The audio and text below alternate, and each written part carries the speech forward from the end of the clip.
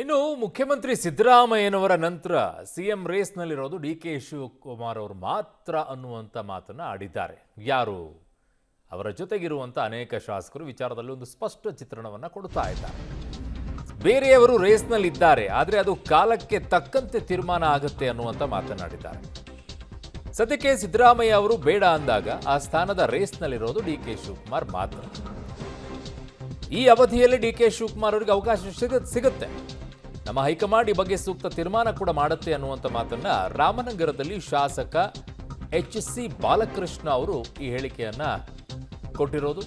ಒಂದು ಕಡೆಗೆ ಸಂಪುಟ ವಿಸ್ತರಣೆ ಪುನರ್ರಚನೆ ಆಗುವ ವಿಚಾರದಲ್ಲಿ ರೆಕ್ಕೆ ಪುಕ್ಕೆಗಳು ಬಂದರೆ, ಈ ಕಡೆಗೆ ಮುಖ್ಯಮಂತ್ರಿ ಬದಲಾವಣೆ ವಿಚಾರದಲ್ಲೂ ಕೂಡ ರೆಕ್ಕೆ ಪುಕ್ಕೆಗಳು ಬರ್ತಾ ಇವೆ. ಈಗ ಡಿ ಕೆ ಶಿವಕುಮಾರ್ ಹುಟ್ಟುಹಬ್ಬಕ್ಕೆ ಏನೋ ಗಿಫ್ಟ್ ಸಿಗುತ್ತೆ ಅಂತ ಹೇಳಿ ಸರ್ ಸಾಕಷ್ಟು ಚರ್ಚೆ ಆಗ್ತಿದೆ ಸರ್. ಏನೋ ಒಳ್ಳೇದಾಗಲಿ, ನಾವು ಅದನ್ನೇ ಬಯಸ್ತಾ ಇದ್ದೀವಿ, ಒಳ್ಳೇದಾಗಲಿ. ಎಲ್ಲರ ಅಭಿಪ್ರಾಯನೂ ಅದೇ ಆಯ್ತಲ್ವ. ಹೈಕಮಾಂಡ್ ಗಮನಕ್ಕೆ ಎಲ್ಲ ತಂದಿರ್ತಕ್ಕಂಥದ್ದು ಅದೇ ವಿಚಾರನ ಹೈಕಮಾಂಡ್ ಶೀಘ್ರದಲ್ಲೇ ತೀರ್ಮಾನ ತೊಗೊತಾರೆ.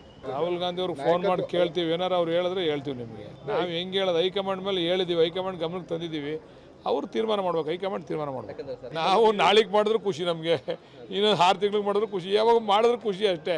ನಾವು ಅದನ್ನು ಹೈಕಮಾಂಡ್ ನಂಗೆ ಪ್ರಶ್ನೆ ಮಾಡೋಕ್ಕಾಯ್ತದ ಸರ್? ಇಷ್ಟೆಲ್ಲ ಬೆಳವಣಿಗೆಗಳು ಪಕ್ಷದಲ್ಲಿ ಆಗ್ತಿದ್ರು ಸರ್, ಹೈಕಮಾಂಡ್ ಯಾಕೋ ಗಮನ ಹರಿಸ್ತಾ ಇಲ್ಲ, ವೀಕ್ ಆಗಿಬಿಟ್ಟಿದ್ಯಾ ರಾಜ್ಯದ ಬಗ್ಗೆ ಅಂತ ಹೇಳಿಲ್ಲ, ಡಿಸಿಷನ್ ತಗೊಳಕ್ಕಾಗದಷ್ಟು ವೀಕ್ ಆಗಿದೆಯಾ ಅಂತ ಹೇಳಿ ಸರ್.